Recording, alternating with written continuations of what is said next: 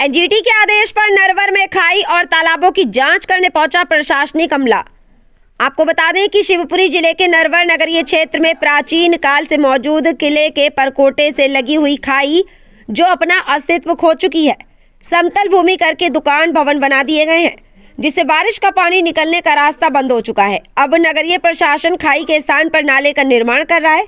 वहीं नया तालाब, दुवाई तालाब, लखना तालाब, राजा का तालाब, फूटा तालाब, चाऊदाह महादेव तालाब, लगभग आधा दर्जन तालाब भी भ्रष्टाचार की भेंट चढ़ चुके हैं। यहाँ तालाबों से लगी हुई निजी भूमि को विकास के नाम पर खुर्द बुर्द किया है। निकाय द्वारा शासकीय भूमि पर तो अतिक्रमण करा दिया है और विकास के चलते निजी भूमि को भेंट चढ़ा दिया।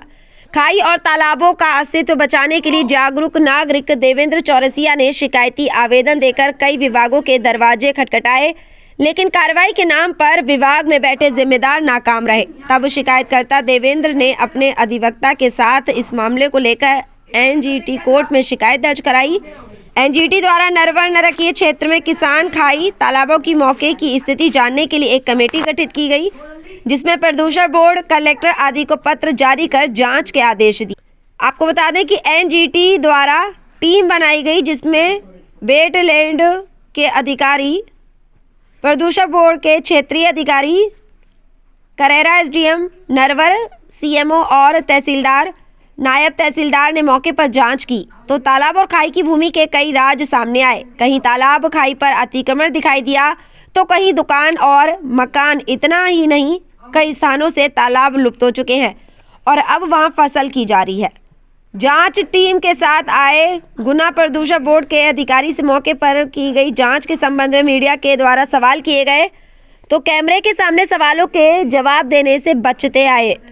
अधिकारी जैसा की वीडियो में साफ तौर पर दिखाई दे रहा है कि जवाब न देते हुए गाड़ी में बैठकर मौके से चले गए। तो आज जांच कराई है तुमने अपने समक्ष, तो किस तरह की जांच कराई है और ये इसकी शायद शिकायत भी तुम्हारे द्वारा की गई? हाँ, मेरे द्वारा की गई है। ये जो 5-6 तालाब थे और खाई की जो खाई थी जो पूरी पूर दी गई है, उस पर जो शॉपिंग कॉम्प्लेक्स और पेट्रोल पंप और कुछ लोगों ने मकान बना रखे हैं, उसकी भी जांच थी और तालाबों पे जो अतिक्रमण हुए हैं उसकी भी जांच करानी थी।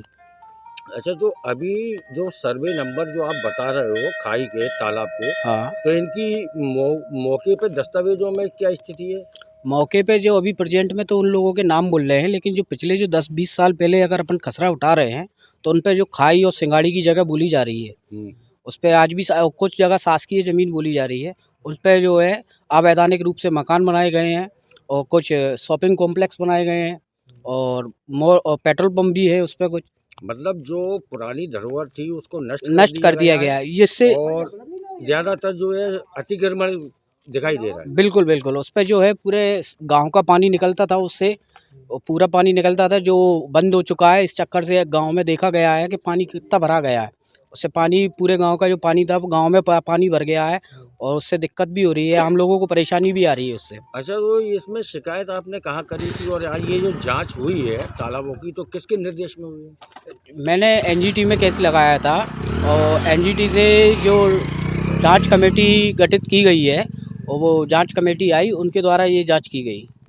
जांच से संतुष्ट है अभी?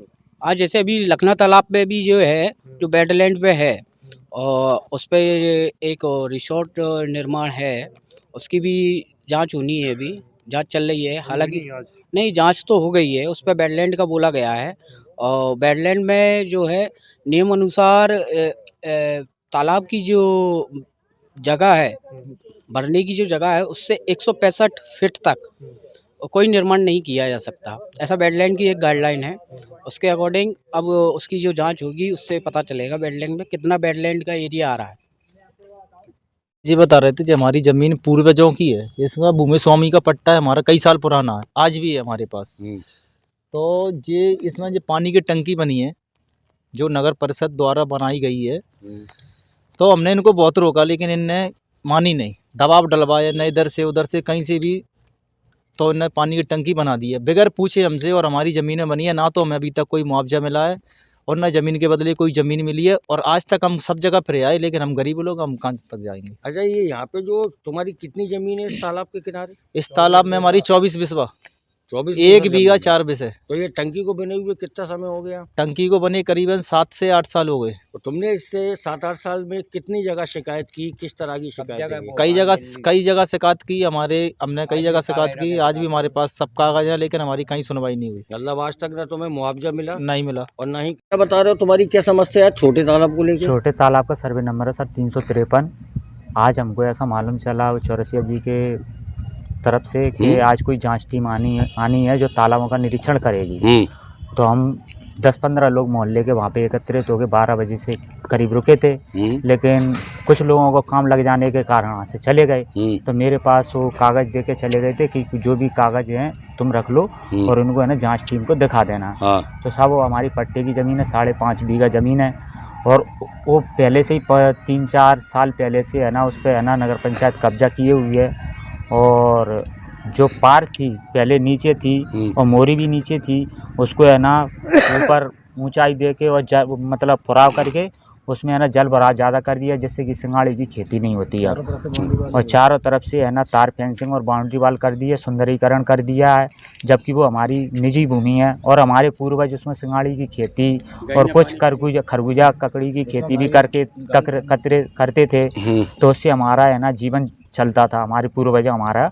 अच्छा, तो लेकिन उसमें तुम लोग सिंगाड़ी की खेती करते थे जी। तो अभी क्या तो उसमें सिंगाड़ी की खेती नहीं कर पा रहे? सिंगाड़ी की खेती इस कारण नहीं हो पाती क्योंकि उसमें गहराई दे दी है और हमको है ना कई बार उसमें है ना कार्य करने से रोका भी गया है और चारों तरफ से तार फेंसिंग कर दी है। उसमें है ना पशु गाय भैंस वगैरह है ना पानी भी पीते थे, तो उसकी है ना जाली लगा दी है, तो गाय भैंस पानी नहीं पी पा रहे, जिसके कारण गर्मियों में है ना वो भी है ना बेमौत मर रहे हैं। अच्छा, और ये तुम लोगों को मतलब जो अभी कोई मुआवजा या किसी तरह का और कोई तुम्हारा व्यवस्थापन किया जमीन का? नहीं, हमारे को ना ज़मीन के बदले कोई ज़मीन दी गई है, ना ही हमको है ना कोई मुआवजा दिया गया तो है। कोई शिकायतें वगैरह की गई? शिकायतें वगैरह सर हम यहीं तक 1-2 लोग हैं, हम गए भी थे, उस समय काम चल रहा था।